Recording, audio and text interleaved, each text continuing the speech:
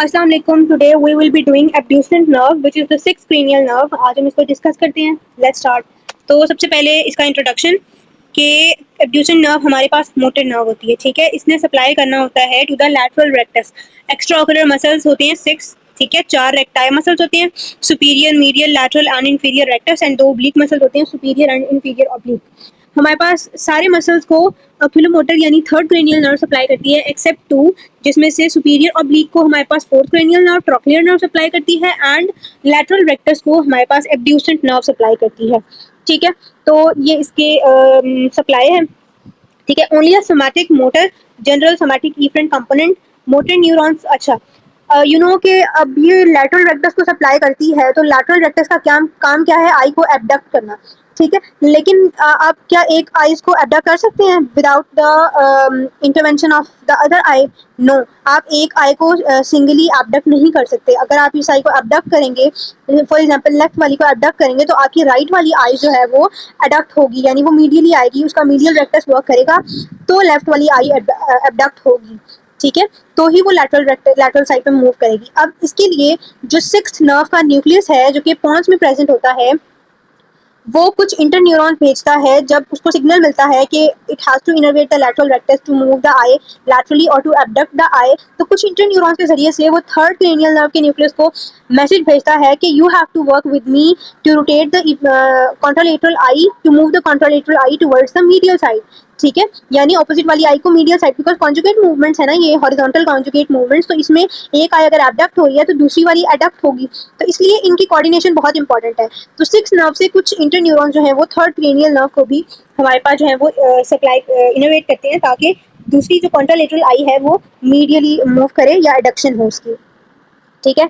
तो six cranial nerve has a long subarachnoid course innervates only one extra ocular muscle which is lateral rectus, ठीक है। तो ये जो सेकंड पॉइंट पे बात है, ये मैंने आपको समझा दिया। Motor neuron supplying the ipsilateral lateral rectus and interneurons that pass through the medial longitudinal fasciculus to the contralateral medial rectus, ठीक है। जो मीडियल लॉन्गिट्यूडिनल, ये इसका आपको अभी इतनी डिटेल में समझने की जरूरत नहीं है, वो न्यूरो में आप पढ़ लेंगे, लेकिन जो कॉन्सेप्ट था वो मैंने आपको बता दिया है कि कुछ इंटरन्यूरॉन फाइबर्स होते हैं जो कि सिक्स से थर्ड क्रेनियल नर्व में जा रहे होते हैं, क्योंकि थर्ड वाली ने मीडियल रेक्टस को इनोवेट करना है ना, कॉन्ट्रालेटरल आई का, ताकि वो मीडियली मूव करे, क्योंकि दोनों आईज ने कोऑर्डिनेट फैशन में मूव करना है, ओके। अब अगर हम इस नर्व की बात करें कि ये नर्व अराइज कहाँ से हो रही है, तो एज मैंने जैसे मैंने बताया कि ये नर्व अराइज होती है पॉन्स और मेडुला, लोअर पॉन्स और मेडुलरी जंक्शन पर, या पॉन्स के लोअर पार्ट में ये अराइज होती है। यहाँ पर पिंक कलर में शो की हुई है, ठीक है। ये यहाँ से अराइज हुई है, अभी हम डिटेल से भी इसका कोड देखेंगे। यहाँ से अराइज हुई है, ठीक है, फिर इधर मूव की है एंटीरियरली, और फिर ये अल्टीमेटली इसने ऑर्बिट के अंदर एंटर होके लैटरल रेक्टस को सप्लाई करना है, ठीक है। अब हम इसका कोर्स देखते हैं। तो अगर मैं ड्रॉ करूँ, चूंकि ये पॉन्स है, पॉन्स से अराइज हो रही है, तो this is the longitudinal section. ये हमारे पास पॉन्स है, ये मेडुला है, और ये नीचे स्पाइनल कॉर्ड है, ठीक है। ये हमारे पास पॉन्स है। अब इसका न्यूक्लियस पड़ा होता है, अच्छा, पॉन्स के साथ ना इधर पॉन्स और मेडुला के पीछे होता है सेरिबेलम, ठीक है, बैक साइड पे पोस्टीरियरली, और एंटीरियरली ये होते हैं। और हमारे पास इधर प्रेजेंट होता है फोर्थ वेंट्रिकल, ट्रायंगुलर शेप में ना, इधर फोर्थ वेंट्रिकल पड़ा होता है, ठीक है। अब हमारे पास क्या होता है कि जो सिक्स नर्व का न्यूक्लियस है ना, वो पड़ा हुआ है इधर, ठीक है। तो सिक्स नर्व का न्यूक्लियस इधर पड़ा हुआ है। सिक्स नर्व के न्यूक्लियस के बिल्कुल नीचे इधर पड़ा होता है सेवंथ नर्व का न्यूक्लियस। अब इसकी सिग्निफिकेंस क्या है, ये मैं क्यों बता रही हूँ कि जब सेवंथ नर्व फेशियल नर्व है ना, इसके फाइबर्स निकलते हैं ना, तो वो इस सिक्स नर्व के न्यूक्लियस के अराउंड पीछे से गुजरकर फिर इधर से जाकर पोंटोमेडुलरी जंक्शन से एग्जिट करते हैं ब्रेन पे, ठीक है। तो इसकी वजह से जो सिक्स नर्व न्यूक्लियस है और वेंट्रिकल के दरमियान में फेशियल नर्व पड़ी होती है, ठीक है। और जो वेंट्रिकल है ना, इसके ऊपर इसका इंप्रेशन बनता है फेशियल नर्व का, ठीक है। इस तरह से इसके अंदर एक डिप्रेशन बन जाता है इसकी इस वाली वॉल के अंदर, जिसको हम फेशियल कॉलिकुलस कहते हैं, ठीक है। तो सिक्स नर्व की अगर आपसे कोई लोकेशन पूछे, तो आपने बताना है in front of the facial colliculus in the pons in the lower brain stem, ठीक होगी बात। उसके बाद अब हम देखते हैं कि सिक्स नर्व कैसे आ रही है, ठीक है। सिक्स नर्व यहाँ से निकलती है, ठीक है, और ये हमारे पास पॉन से एग्जिट करती है, ये भी पोंट्रोमेडुलरी जंक्शन से एग्जिट करती है। अब अगर मैं फ्रंट से डायग्राम बनाऊं, anterior view, mid brain, pons, medulla, spinal cord, pons, medulla, spinal cord. अब ये फ्रंट एंटीरियर व्यू है, ठीक है। अब एंटीरियर व्यू में यहाँ से ये नर्व ऑलमोस्ट इस लेवल पर पड़ी हुई थी, अब ये निकलेगी कहाँ से? बिल्कुल इसी लेवल से निकलेगी बाहर, ठीक है, ये बाहर निकल आएगी, ओके। तो ये था इस नर्व का ओरिजिन। उसके बाद थोड़ा सा और मैं अगर डिस्कस करूँ तो ये हमारे पास एंटीरियर क्रेनियल फोसा है, मिडिल क्रेनियल फोसा है, पोस्टीरियर क्रेनियल फोसा है, फोरामेन मैग्नम है और ये ब्रेन की कवरिंग है क्रेनियम। ठीक है, अब इसके अंदर यहाँ पर मिड ब्रेन है, यहाँ पर पॉन्स है, यहाँ पर मेडुला है और ये स्पाइनल कॉर्ड फोरामेन मैग्नम से एग्जिट आउट कर रही है। मैंने अभी क्या बताया है, अच्छा अब यहाँ पर ये क्योंकि स्कल है, जो रेड कलर में मैंने बनाया ना, ये सारा ये स्कल है, ठीक है, क्रेनियम है, बोनी पोर्शन है, इस बोनी पोर्शन और ब्रेन ये ब्रेन का पोर्शन है, सॉफ्ट टिश्यू है जिसमें पॉन्स और मेडुला है। अब इन दोनों के दरमियान में क्या होगा, यहाँ पर ड्यूरा मैटर होगी, एरेक्नॉइड मैटर होगी, पाया मैटर होगी। ठीक है, ड्यूरा मैटर की एक्चुअली दो लेयर्स होती हैं, एक मेनिंजियल लेयर होती है और एक जो इस बोन के बिल्कुल ऊपर होती है उसे हम पेरियोस्टियल लेयर कहते हैं। ठीक है, अब ये बात मैंने क्यों बताई है, अब हमारे पास यहाँ पर 6 नर्व का न्यूक्लियस था, फाइबर्स अराइज हुए, बाहर निकले, तो वो बिल्कुल वो इस subarachnoid sorry pia mater को पियर्स करेंगे, एरेक्नॉइड मैटर को पियर्स करेंगे और ये जो हमारे पास meningeal layer of dura mater है ना, इसको पियर्स करेंगे। ठीक है, जो पाया मैटर और एरेक्नॉइड मैटर है मैंने इनको नीचे तक एक्सटेंड नहीं किया, बट ऑफ कोर्स की वो पूरी मतलब एक्सटेंशन होगी, पूरे स्कल को उन्होंने कवर किया होगा। ठीक है, तीनों लेयर्स में। तो अब हमारे पास अगर मैं थोड़ा सा और नीट करके डायग्राम बनाऊं तो ये हमारे पास क्रेनियल फोसास हैं, ये हमारे पास ये है पॉन्स और मेडुला। ठीक है, और अगर मैं सिर्फ ड्यूरा मैटर की लेयर दिखाऊंगी तो ये मेनिंजियल लेयर है और ये पेरियोस्टियल लेयर है। ठीक है, और अब हमारे पास फाइबर्स हमारे निकले यहाँ से और उन्होंने ड्यूरा मैटर की मेनिंजियल लेयर को क्रॉस किया, पियर्स किया और वो इस कैनाल के अंदर ट्रेवल करने लग गए till they reach the middle cranial fossa. ठीक है, और यहाँ से बेंड होकर वो मिडिल क्रेनियल फोसा में एंटर हो जाते हैं। ठीक होगी बात, यहाँ तक अभी हमने इसका कोर्स पढ़ा है middle cranial fossa. Middle cranial fossa में हमारे पास पड़ा होता है, अगर मैं मिडिल क्रेनियल फोसा बनाऊं तो क्या होता है, ये अगर हमारे पास स्कल का सुपीरियर व्यू है, ये नोज है, ये ईयर्स हैं, ये सुपीरियर व्यू ऑफ स्कल है, बीच में क्या होता है, sphenoid bone, body of sphenoid bone, sella turcica होता है और ये हमारे पास इस आगे वाला एंटीरियर क्रेनियल फोसा।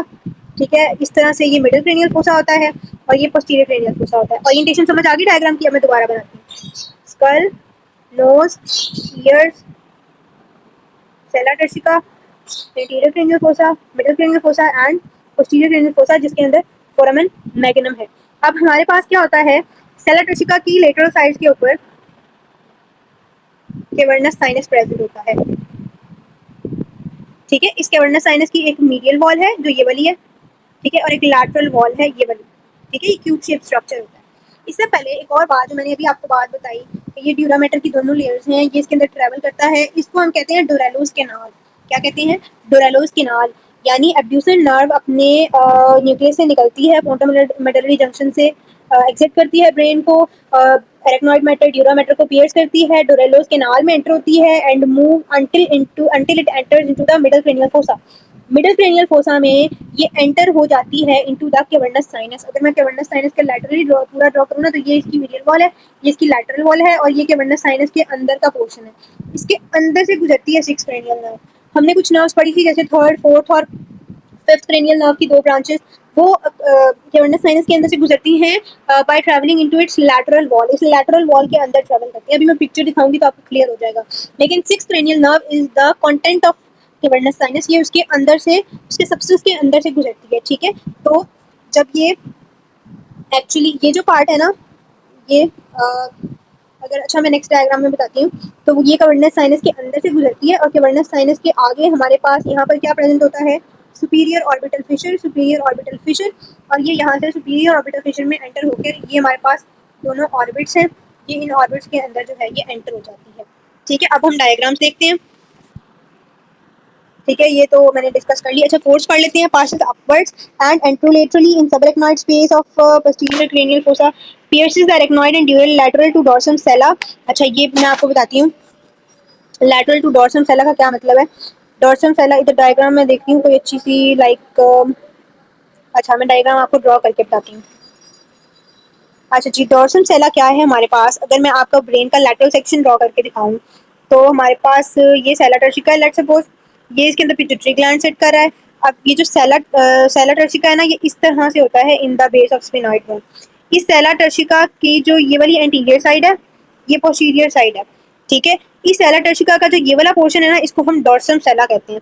ठीक है, इसको क्या कहते हैं, डॉर्सम सेला। इस बोन के इस पोर्शन को, स्फेनॉइड बोन का पार्ट है ना, तो उसको हम सेला डॉर्सम सेला कहते हैं। अब ये anterior cranial fossa, middle cranial fossa, posterior cranial fossa, और ये नर्व हमारी ट्रेवल करी थी इस जगह पे जहाँ पे वो ड्यूरल लेयर्स को पियर्स करती है, ठीक है, ड्यूरा मैटर को। अब बिल्कुल इस लेवल पर मिडिल क्रेनियल फोसा में यहाँ पर होता है सेला टर्शिका, ठीक है। तो सेला टर्शिका का ये डॉर्सम सेला वाला पार्ट है, तो ये बिल्कुल डॉर्सम सेला के पीछे ट्रेवल कर रही होती है, ये बात लिखी हुई है, ठीक होगी बात। ओके, उसके बाद है arises between layers of dura mater on posterior surface of petrous bone near its apex. जो मिडिल क्रेनियल फोसा में एंटर होने से पहले ये जिस बोन के अलाउंग ट्रेवल करिए, that is the petrous part of temporal bone apex पर, और वहां से ये टर्न ले लेती है anteriorly to traverse the cavernous sinus, ठीक है। ये टर्न मैंने आपको बताया, मैं अभी डायग्राम से भी दिखाती हूँ। Enters the orbit through the superior orbital Fisher within the annular tendon, ये भी अभी हम डिस्कस करते हैं। अच्छा, ये फेशियल कॉलिकुलस वाली बात मैंने आपको बता दी थी कि सिक्स नर्व का न्यूक्लियस और जेनिकुलम ऑफ फेशियल नर्व, यानी जहाँ पर फेशियल नर्व का टर्न है, इसको हम कहते हैं फेशियल कॉलिकुलस, जो कि फोर्थ वेंट्रिकल के अंदर बनता है, ठीक है। ये आपको पॉन्स के अंदर सिक्स नर्व का न्यूक्लियस दिखाया हुआ है कि ये एक तो ये येलो वाली फेशियल नर्व है और पिंक वाली एब्ड्यूसन नर्व का न्यूक्लियस है, ठीक है। तो किस तरह से फेशियल नर्व जो है वो टर्न ले रही है सिक्स नर्व के न्यूक्लियस के अराउंड, ठीक है, तो ये बात मैंने आपको बताई थी। अच्छा, ये हमारे पास कैवर्नस साइनस। अच्छा, ये हमारे पास, अगर मैं स्कल को आपको इसमें दिखाऊं, तो ये नर्व हमारे पास यहाँ से आ रही थी, ठीक है, ये डॉर्सम सेला वाला पोर्शन है, ये इसके ऊपर ट्रेवल की है।